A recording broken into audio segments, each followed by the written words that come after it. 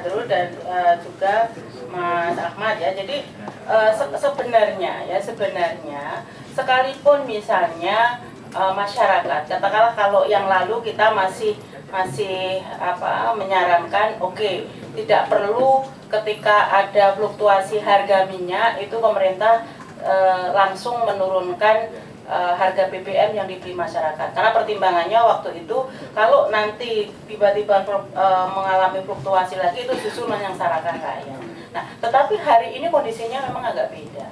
Jadi ini yang harus betul-betul kita cermati dan kita jangan sampai sekali lagi kehilangan momentum bahwa nanti supaya tidak terlalu rendah sekali itu akan dimasukkan tambahkan. Tidak perlu, misalnya jangankan hanya mau dihapus PPN atau juga pajak daerah, bahkan ditambah carbon tax sekalipun ya, sebenarnya asal ini transparan dan akuntabel, ini kan juga tidak masalah buat masyarakat. Jadi kan masyarakat sekarang membeli air kemasan saja gitu kan, ini kan satu botol 5.000 kan daya belinya juga menjangkau gitu kan. Nah artinya yang penting tapi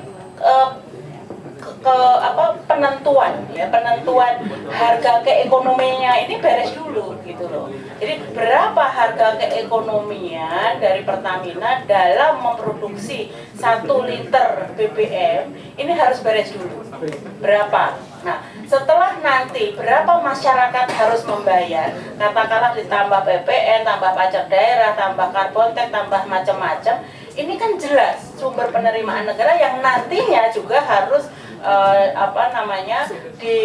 dipertanggungjawabkan lagi memang untuk kepentingan rakyat gitu. Nah kalau sekarang kan nggak jelas, tiba-tiba misalnya harga minyak dunia turun, masyarakat tetap membayar mahal, tetapi kemahalan itu disebabkan oleh apa dan uangnya kemana tidak pernah clear gitu kan. Nah ini kan yang kita harus mulai untuk adanya transparansi, karena ini penting. Sekali lagi ini tidak hanya untuk memenuhi kebutuhan kepuasan dari publik, dari penasaran publik ataupun meredam demo dari mahasiswa, tapi ini kita harus manage betul untuk kita menjaga, gitu kan, menjaga daya saing kita dan juga ekonomi kita. Nah, terakhir yang tadi mungkin belum tersinggung itu sebenarnya apakah tadi kalau ditanya apakah dengan beberapa perusahaan oil yang lain sudah mulai layoff,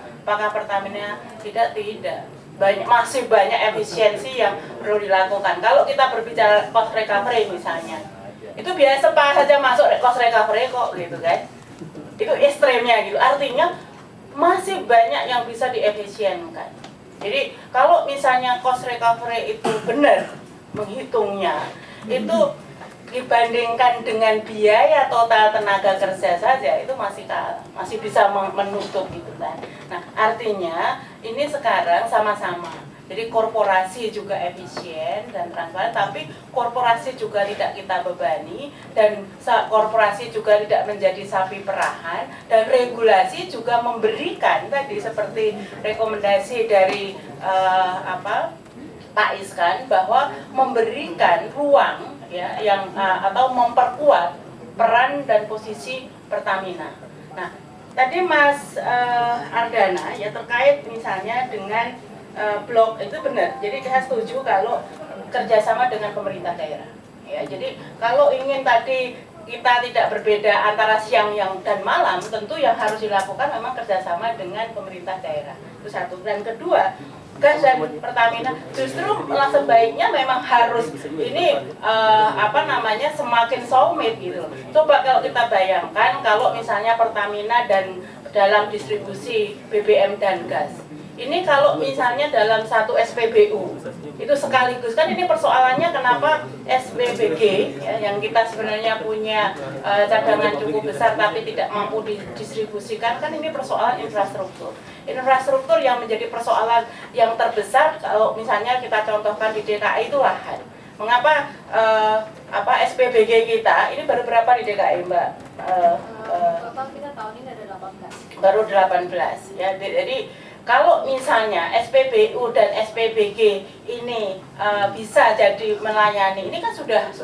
Klik like, share, dan jangan lupa subscribe.